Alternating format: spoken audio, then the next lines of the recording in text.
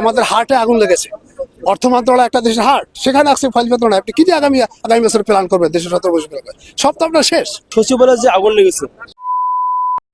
আসসালামু আলাইকুম বন্ধুরা, আশা করি আপনারা সকলেই ভালো আছেন। তো আজকে যে বিষয়টা নিয়ে আপনাদের মাঝে হাজির হয় সেটি হচ্ছে, আপনারা সকলেই ইতিমধ্যে জেনে গেছেন যে সচিবালয়ে আগুন লেগে পুড়ে ছাই হয়ে গেছে। আওয়ামী লীগ আমলের বিভিন্ন দুর্নীতির নথিপত্র, ফাইল টাইল বিভিন্ন আগুন লেগে পুড়ে ছাই হয়ে গেছে। তো এই বিষয়টা নিয়ে সাধারণ জনগণ তারা বলছে যে এটার সাথে নিশ্চিত আওয়ামী লীগের যোগসূত্র আছে। কারণ হচ্ছে আওয়ামী লীগ ইচ্ছাকৃতভাবে আগুনটা পরিকল্পনা করে লাগিয়েছে যাতে করে তাদের বিচার না করা যায়। তো সেটি জনগণ ভাবছে। তো চলুন আমরা তাদের মুখ থেকে সে কথাগুলো একটু শুনি। আমাদের হার্টে আগুন লেগেছে। অর্থ মন্ত্রণালয় একটা দেশের হার্ট, সেখানে আসছে ফাইল পেতো না। আপনি কি দিয়ে আগামী বছর প্ল্যান করবেন দেশের 17 বছর? সব তো আপনার শেষ। সচিবালয়ে যে আগুন লেগেছে এটা নিশ্চয় কোনো ঘটনা বলে আমরা চালিয়ে দিতে পারি না। আওয়ামী লীগের দোসরদেরকে বিভিন্ন জায়গায় বিভিন্ন সেক্টরে বসিয়ে দিয়ে গেছে, সেগুলো গাছ হয়েছে, ডালপালা হয়েছে, শাখা প্রশাখা হয়েছে, তারাই এগুলাই করতেছে বিভিন্ন জায়গায়, সব জায়গায় তারা ছড়িয়ে ছিটিয়ে আছে। যে আগুন লেগেছে একটা 52-তে আর একটা 54-তে ফায়ার সার্ভিস এসেছে, সকাল 7টার ইন্ডিপেন্ডেন্ট রিপোর্টের কথা বলছি। আচ্ছা, এরপর তারা এসে দেখলো যে আগুন এর আগেই, তারা আসার আগেই 8-10টা রুমে আগুন অলরেডি চলছে।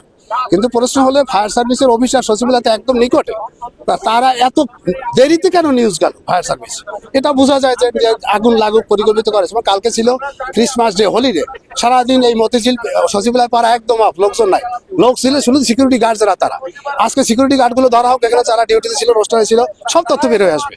এটা আহামরি বিশের কিছু না। এখন প্রযুক্তির যুগ ভাই, মোবাইলে আপনি ক্যাশটা করলে কাকেই ধরতে না পারবেন। সবকিছু ক্লিয়ার, সবাই আমরা বুঝি। আমাদের হার্টে আগুন লেগেছে। অর্থ মন্ত্রণালয় একটা দেশের হার্ট, সেখানে আসছে ফাইল পেতো না। আপনি কি দিয়ে আগামী বছর প্ল্যান করবেন দেশের 17 বছর? সব তো আপনার শেষ। মানুষের যেমন হৃৎপিণ্ড, ফুসফুস একটা গুরুত্বপূর্ণ অঙ্গ, যেমন সচিবালয় আছে বাংলাদেশের জন্য, প্রশাসনের জন্য একটা গুরুত্বপূর্ণ স্থাপনা। তো সচিবালয়ে যে আগুন লেগেছে এটা নিশ্চয় কোনো ঘটনা বলে আমরা চালিয়ে দিতে পারি না। এখানে প্রতিটি ফেসিস যে সরকার ছিল, তারা 16 বছরে তাদের লোকবল, তাদের জনবল, তাদের লোকজন বিভিন্ন সেক্টরে একেবারে ঝাড়ুদার থেকে শুরু করে সচিব পর্যন্ত তারা সেট আপ দিয়ে রেখেছে। তো তাদের যে একটা যে সিন্ডিকেট, এই সিন্ডিকেট ভেঙে এই অন্তর্বর্তী সরকার 4 মাসের মধ্যে কিন্তু একটা সংস্কার করতে পারেনি। তো তাদের যে প্রেতাত্মারা ছিল, তাদের যে দোষরা ছিল, তাদের যে লুটপাট, তাদের যে অরাজকতা, হত্যা, গুম খুন, এগুলোর কিন্তু তদন্তের জন্য অন্তর্বর্তীকালীন সরকার এগোচ্ছিল। তো এই যে কাজগুলো মানে সামনে দিয়ে অগ্রসর হচ্ছে, এগুলো যে সামনে দিয়ে অগ্রসর হয়, জাতির কাছে যদি স্পষ্ট বার্তা পৌঁছে যায়, কে অপরাধী এগুলো যদি জাতি জানতে পারে, তাহলে অবশ্যই তাদের বিচার হবে। বাঁচার জন্য তারা হয়তোবা এরকম অগ্নিগ্রহণ করতে পারে। আমাদের দেশের যে কলিজা, আমাদের দেশের যে ফুসফুস, এই সচিবালয়, যেখান থেকে সারা বাংলাদেশ নিয়ন্ত্রণ হয়, যেখান থেকে আমাদের প্রত্যেকটা সেক্টরে কাজ হয়, সেই সচিবালয়ে আগুন লাগার পিছনে হঠাৎ করে রাত্রে যখন হাজার হাজার কোটি টাকা পাচারের যখন একটি তদন্ত হবে, ইনফরমেশন চলে আসছে, যেখান থেকে ঘোষণা হলো, সেইখানে সেই গুরুত্বপূর্ণ মন্ত্রণালয়গুলোয় সেই ভবনে আগুন লাগানো হয়েছে।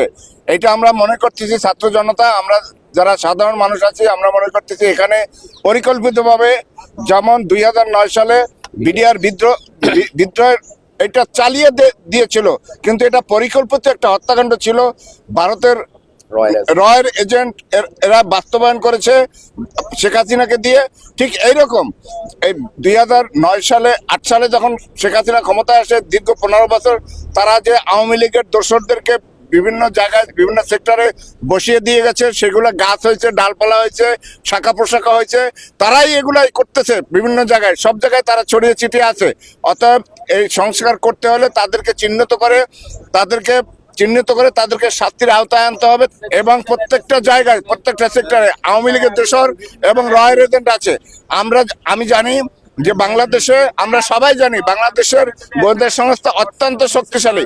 তারা ইচ্ছাকালে এই রয় এজেন্টদেরকে ধরতে পারবে, এবং যেখানে যেখানে ভারতীয় প্রেতাত্মা আছে, আমার আওয়ামী লীগ দোসররা আছে, তাদেরকে আগে নিশ্চিহ্ন করতে হবে, পরিষ্কার করতে হবে, তারপরে আমাদের দেশটা ভালো হবে। তো বন্ধুরা, আমরা স্ক্রিনে সে কথাগুলো শুনলাম। জনগণ বলছে যে আসলে এটা পরিকল্পনা করেই লাগানো হয়েছে। তো আমার মনে হয় যে আসলে এটার মধ্যে কোনো না কোনো গাবলা আছে। কারণ হচ্ছে আগুন লেগেছে, মাঝখানে গ্যাপ রেখে 2 দিকে আগুন লেগেছে। আসলে এটাও একটা বিষয় যে মাঝখানে কেন গ্যাপ রাখা হলো, আগুনটা কেন 2 জায়গায় লাগানো হয়েছে, এটা একটা বিষয়। তো আসলে আমরা চাই যে এটার একটা সুষ্ঠু তদন্ত হোক, যে আসলে কীভাবে আগুনটা লাগলো, কী কারণে, এটার কী বিষয় আসে, কি সমস্ত কিছু বের হোক, বা যারা সেখানে কর্মরত ছিল, যারা সিকিউরিটি গার্ড ছিল, তাদেরকে জিজ্ঞাসাবাদ করা হোক, দেখা যাক কি হয় সামনে। তো এই বিষয়টা নিয়ে আপনাদের যদি কোনো মতামত থাকে অবশ্যই কমেন্ট বক্সে জানিয়ে যাবেন।